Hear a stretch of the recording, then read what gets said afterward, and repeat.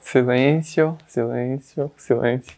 Olá, turma, tudo bem? Eu sou Samuel, eu vou ser o novo professor de Química de vocês e vai ser muito divertido. Eu sei que é o primeiro contato da Química com vocês, mas vai dar tudo certo, vai ser muito legal essa experiência. Espero que vocês gostem muito. Pra gente já começar no pique, eu vou perguntar para um de vocês aqui.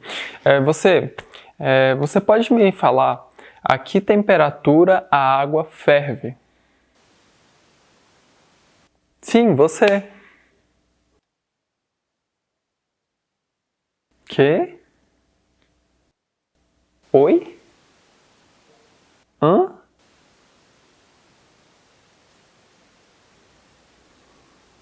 Que?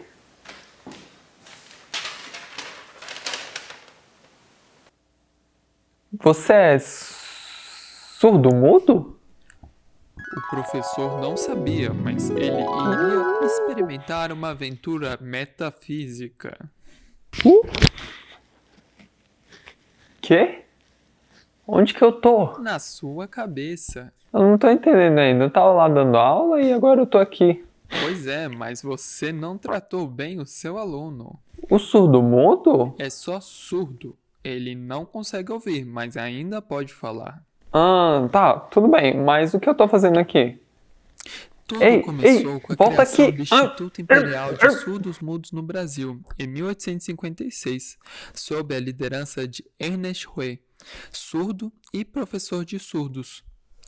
Ele tinha nascido na França. Este instituto era a única escola para surdos no país e era custeado pelo Império Brasileiro e filantropos. Na década de 1880, o Congresso de Milão decretou que a educação de surdos só poderia ser feita por oralismo, compreender e reproduzir a linguagem oral. Então, a língua de sinais foi proibida. Linguagem de sinais é aquelas caras, aqueles movimentos que quem é surdo faz? Não é linguagem, é língua, porque tem cultura própria, sendo tão importante quanto a própria língua oral e a escrita portuguesa.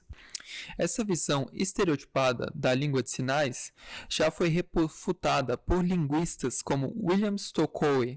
São línguas muito complexas, com sintaxe e gramáticas próprias. Por isso, com a luta de entidades surdas, a filosofia educacional do oralismo foi aos poucos sendo deixada de lado. Ah, então, pelo que você está falando, eu tenho que ensinar os meus alunos em língua de sinais.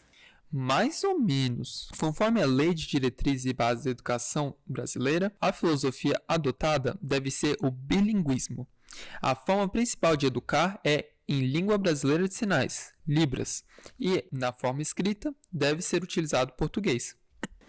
Ah, mas pelo que você está falando, eu vou ter que aprender Libras mesmo, né? Por mais que só traduzir a sua aula para Libras possa parecer correto, ainda vai ser uma aula pensada e estruturada em português. Ó, já tá ficando difícil. Como é que eu vou fazer isso aí que você está falando?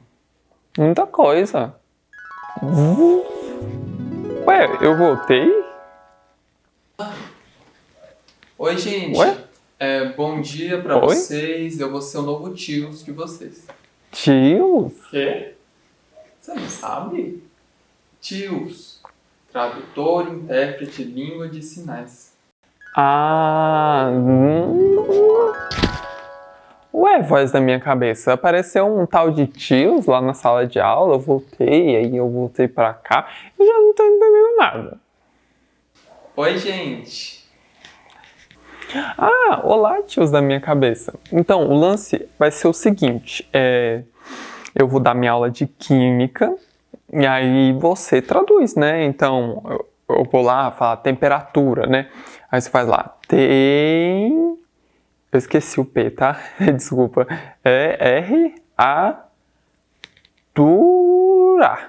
Beleza? Pode ser assim? Nananina, não. Não. Não é língua de sinais? Imagina se a gente for usar a datilologia, que é ficar colocando o alfabeto manual, né, para soletrar cada palavra. Toda vez que a gente fosse falar, a gente não ia conseguir se comunicar, ter uma comunicação efetiva. É por isso que tem sinais. Os sinais, como a Libras é uma língua espaço visual, né?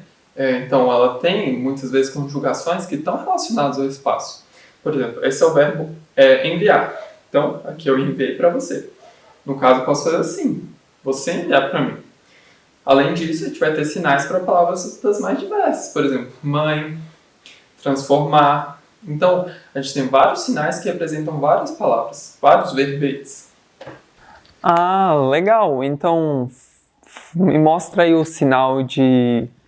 Deixa eu ver... Constante de Planck. Também não é assim, né? Esses sinais que a gente chama de os sinais científicos, a gente chama de sinal termo, que é um sinal que ele representa um termo, um conceito de uma área específica do conhecimento, né? Nesse caso, a química. Então, na Libras, a gente tem uma dificuldade muito grande, que é uma falta de sinais termo. Ah, como não tem sinal, né? O H é mais ou menos assim, né? Então, a gente inventa, né? O constante de Planck é um H, aí a gente faz assim um H. Uau, que tal? Aí dá pra fazer uma cara assim. Uau. Você é surdo? Bem, não. Se você não é surdo, como é que você vai propor um sinal? A gente tem que propor sinais que vão ser úteis para a comunidade surda, que vão ser visuais, que eles vão entender quando a gente está fazendo. Então não adianta os ouvintes quererem ficar propondo sinais termo, sendo que muitas vezes eles não vão fazer sentido para a comunidade surda. Por exemplo, tem dois sinais termo diferentes, né? A gente tem átomo, que é assim. Então, uma configuração da mão eu deixo ela fechada e a outra assim e giro. O que isso significa? Que tem um núcleo e tem o elétron em volta do núcleo. Então tem todos esses conceitos dentro do sinal termo, do que representa um átomo. Agora, se eu quisesse fazer um elemento químico, eu ia fazer o sinal de átomo e depois fazer assim. O que isso significa? É um conjunto de átomos iguais, que é um elemento químico. Então, isso é visual para a comunidade surda. Então, faz sentido para eles e é um sinal termo. Isso está bem mais complexo do que eu imaginava. Muito difícil. Como que a gente vai fazer isso? O pior nem é isso. Eu sou formado em português. Então, imagina, eu que vou ter que traduzir e interpretar. Eu vou ter que escutar a sua aula, interpretar o que você está falando e sinalizar para o aluno surdo. Muito difícil, muito complexo. Ah, não tem o que fazer então, né? A gente está perdido. Eu não sei Libras. Você não sabe química. Falta sinal de química. Então não tem o que a gente fazer, né? A gente tava assim. É que você está pensando de uma forma que a gente chama de bidocência. Você vai fazer seu trabalho para os estudantes ouvintes, né? E eu vou fazer meu trabalho para o estudante surdo. Cada um por si. Mas existe uma possibilidade. E se a gente trabalhasse junto? Como? Sim, isso a gente chama de codocência. Então a gente vai preparar as atividades, vai preparar as avaliações, vai preparar as aulas em conjunto. Então, assim a gente vai conseguir, você, né, com o seu conhecimento químico e eu com o meu conhecimento de Libras, preparar uma aula que seja acessível para todos os alunos. Estudos até indicam que a codocência ela é até melhor também para os alunos ouvintes, porque quando a gente faz aula voltadas para os estudantes surdos, a gente está pensando em utilizar recursos mais visuais. E isso também é bom para os alunos, para os estudantes ouvintes, porque deixa mais visual o conhecimento. Nossa, isso parece bom mesmo, assim, mas ainda tem o problema dos sinais termo. Como é que a gente vai fazer isso? Não, isso dos sinais termo a gente pode pesquisar. A gente tem vários sinalários, que são como se fossem os dicionários do português, de sinais em Libras e sinais termo, principalmente. Então, o INES, o Instituto Nacional de Ensino de Surdos, de Educação de Surdos, ele tem um sinalário exclusivo de Química, que chama SINQUI. Além disso, você sabia que desde 2017 tem um Enem, que ele é só videoprova, ou seja, só prova em Libras? Então, a gente também pode pesquisar questões que estão relacionadas aos seus conteúdos e achar sinais que a gente acha interessante e ver também como que isso está sendo cobrado para já preparar os nossos estudantes surdos. Nossa, essa história de codocência achei muito legal. Acho que vai dar certo, hein?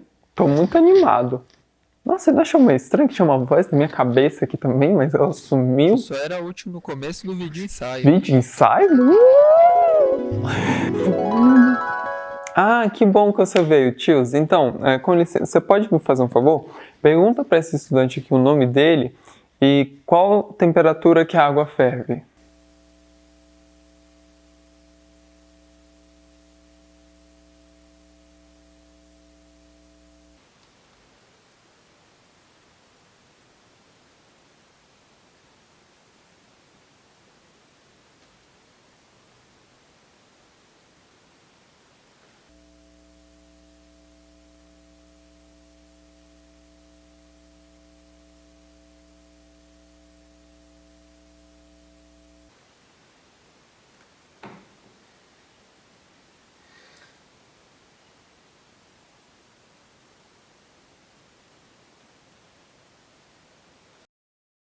Yes! Nossa, muito legal essa codocência. Hoje a gente não conseguiu preparar, né? Porque a gente chegou em cima da hora, né? Acabou se conhecendo hoje. Mas eu acho que daqui pra frente, ó, vai dar muito certo. Que tal a gente já ir preparar umas aulas lá? Nossa, com certeza. Eu acho que isso vai ser muito útil pro Robson. Vai te... Yes!